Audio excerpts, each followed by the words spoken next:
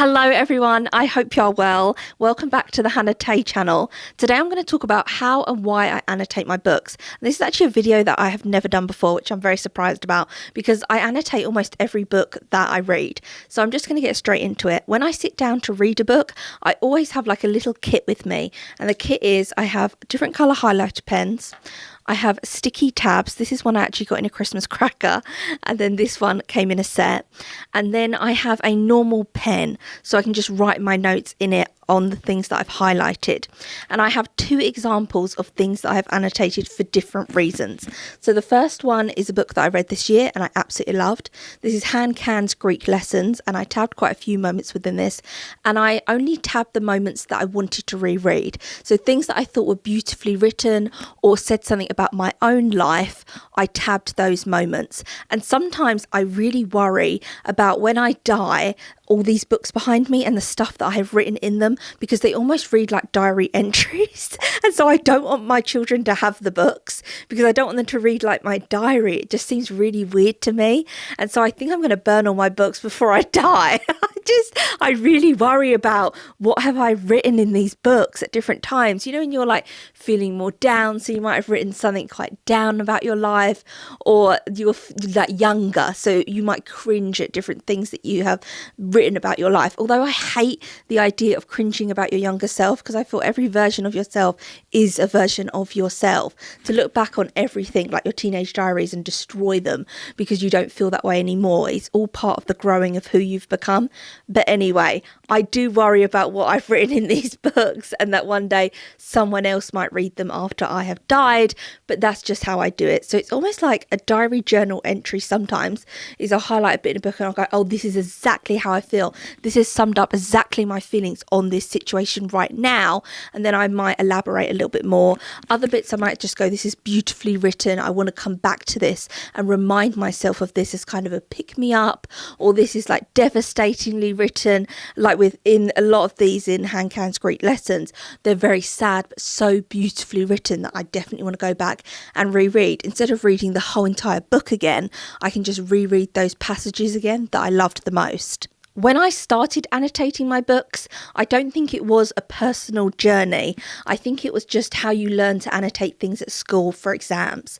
So I probably just would highlight things, oh, this is moving the plot narrative along, or more like stuff like that, more educational based things, because I was probably just trying to pass an exam somewhere along the line. And that's why I highlighted it, so it had no personal meaning to me. So for example, I highlighted a lot in the book Sarah Waters' Affinity, but because I was studying it at university, it's just all very kind of, this is moving the plot, or this is when the narrative changes, because I had to write an essay on the book. And so I just unhauled that book. I took the tabs off the side, but it still had my underlines on it because I underlined in pen. So if I'd done it in pencil, then I could have obviously just taken it off. But I just gave the book away because it didn't hold any personal relevance to me, the stuff that I'd written in it, so there was no point in me really keeping that. But with all these books behind, they can never leave my custody because I have written such personal things within them. They will stay with me until the day I die, and there may be a book burning before I die so that no one sees them.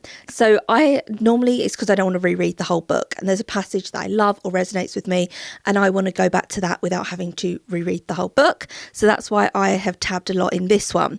A different example of things that I've tabbed a million pieces in this is a poetry collection. So this is Alice Walker, who's my favourite author. She wrote The Colour Purple, collected poems between 1965 and 1990. They're all her poems that she wrote between those times, and these are my favourite poems within the collection.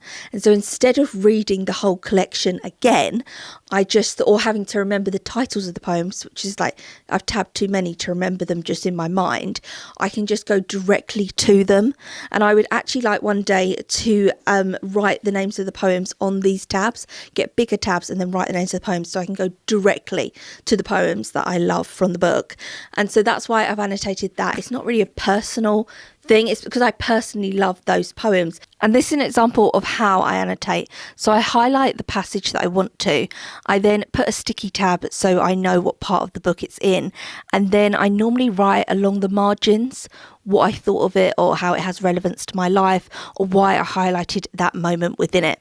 So the reason I personally annotate things is it's something I want to go back and read, so maybe like a favourite poem within a book or a passage, or it has some kind of relevance to my life. But it's not really about the book itself. It's not about the book's kind of like academic pulling it apart and wanting to understand what makes this a good book. It's much more personal experience to me and about my life, because these are my books. I own them. I can write in them and pen if I want. I can highlight them if I want. They're my books to keep. And so I actually want to really reread something like Frankenstein by Mary Shelley, which I annotated to death when I was 18. Let me get it.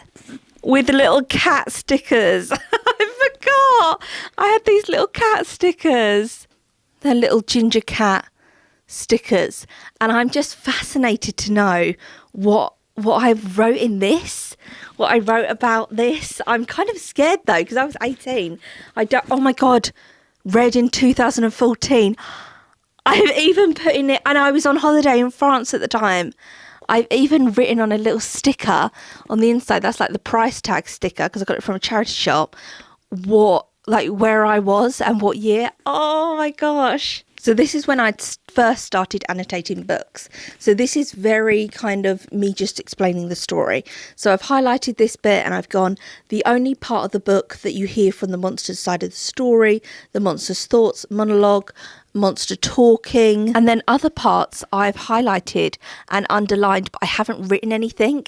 And I'm fascinated to go back and think, I wonder why at 18 I highlighted this completely random bit within it.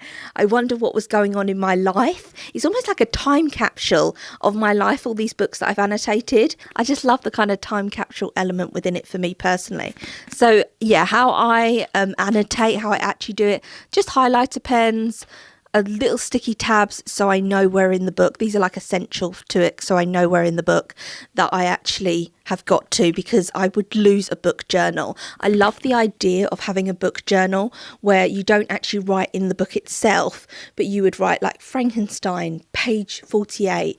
This is the bit that I've highlighted, and you write it out in the book journal so that you don't have to write on your actual books. I really like the idea of having that and keeping that like in one book, that time capsule, but I know I would lose it. So tell me, what do you annotate in books, or do you feel like it's a sin to annotate?